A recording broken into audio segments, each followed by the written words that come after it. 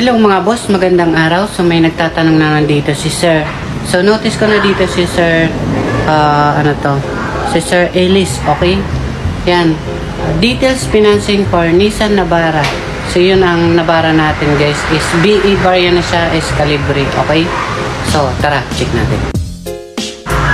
Hello mga boss, sa karamihan dyan nagtatanong sa Navara, Nissan Navara Pickup 2023 model na po ito mga boss. Yung hindi naman siya nalaspag, okay? Kahit second hand car siya, kasi hatak lang naman ang bangko. Is magto 2 years pa lang naman nagamit to. Napaka-fresh pa rin, okay? Kung gusto nyo lang naman makatipid mga boss, kasi ang brand nyo man ito is nasa 1.6 million, mga ganun. Ito mga bossing is mga nasa 900 plus lang po mga boss. 960,000 sabihin ko na yung all cash price. Pero kung financing, so iikutin muna natin mga boss. Bali as new condition pa naman to mga bossing. Ayan, all original paint, makinis yung body, lahat pa yan original, okay? Emblem kompleto, may backup camera na siya, MBE bar yan siya mga boss. Yan pa yung ano niyan, Navara. Ending 3 na rin po siya, and taillight lahat gumagana, Calibre pa siya. And sa gulong ay sabihin na natin mga 80%, medyo makapal pa naman. Okay, so dito sa harapan wala naman siya dito damage. Kahit sa kabila, ganun pa rin naman to, wala naman to.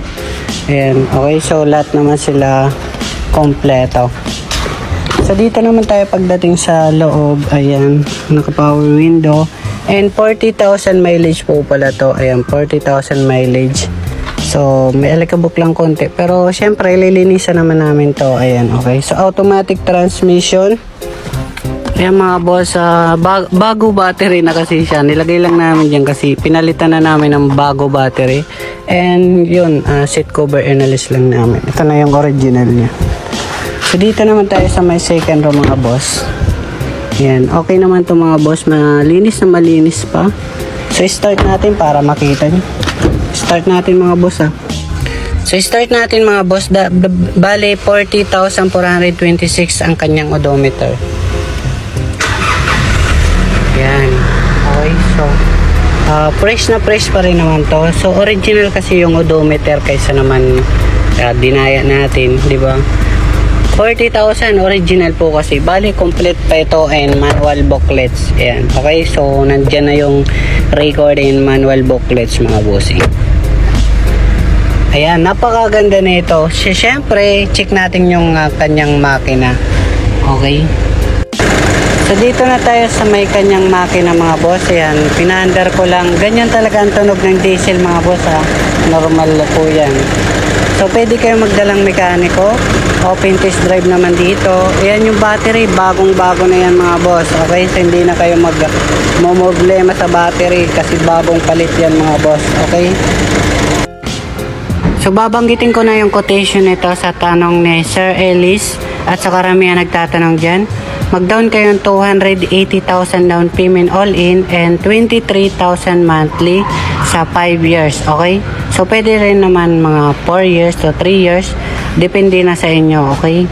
So pwede rin i-adjust yung down payment kung kaya nyo lang mga 160,000 down payment, mga 150, mga ganon. Comment na lang po kayo sa baba para mabigyan ko kayo ng quotation. Pero para sa mga cash buyer, full payment na ito is nasa 960,000. So marami pa dyan available guys. May D-Max tayo and Hilux pa na pick up. Okay, so another unit na mga SUV, van at marami pang iba. Kaya mag-comment na lang kayo para sa next vlog natin. Next video natin, okay?